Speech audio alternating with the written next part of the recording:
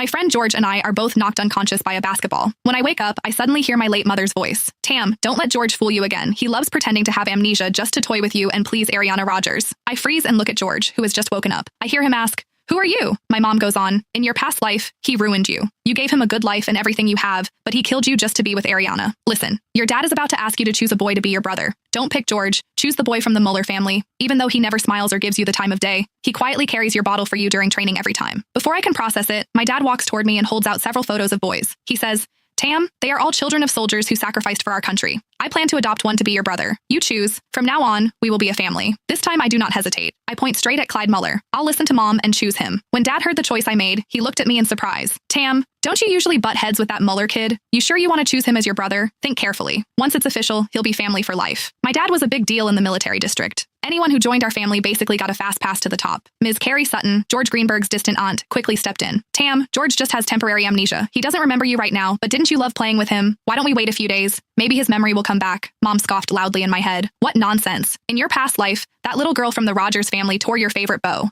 You barely said anything, yet George locked you outside. You stood in the rain for so long you almost got sick. In the end, it was that Muller boy who came looking for you with an umbrella. He kept saying what a hassle, but still draped his coat over you." Hearing that, something in my chest tightened. I didn't understand why Mom kept talking about the past life, but every word weighed on me, like something heavy was pressing against my chest. Besides, Ariana Rogers had always been the person George cared about most. They were always playing house together, and I was the one left out. "Dad, I've decided. I want Clyde Muller as my brother," I said firmly. Dad put the photos away and gently ruffled my hair. "All right, I respect your choice. In 2 days, I'll host a dinner and make it official." Mom let out a long breath.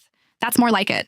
My girl will grow up safe this time." After Dad and the others left to talk, I changed into one of my dresses and went out for some air. The moment I opened the door, I saw 3 familiar figures standing in the hallway. They were the kids I always played with and the ones Dad had been considering adopting. George was there too. Clyde wasn't. Martin Wright grinned and came over. "Tam, I heard you're picking a brother. So who is it?" Trevor Flintstone cut in. "Who else would it be? It's gotta be George. Everyone knows she clings to him. She always saves the good stuff for him first." George just glanced at me indifferently, acting all grown up. "I really don't remember the past few years. I only remember playing with Ariana, but if the adults have decided, I'll take care of you." Mom let out a cold laugh. "In the past life, that brat pretended to have amnesia and stuck to Ariana while enjoying everything you did for him. In the end, he left you heartbroken for the longest time. What a brat." I looked at George's indifferent expression.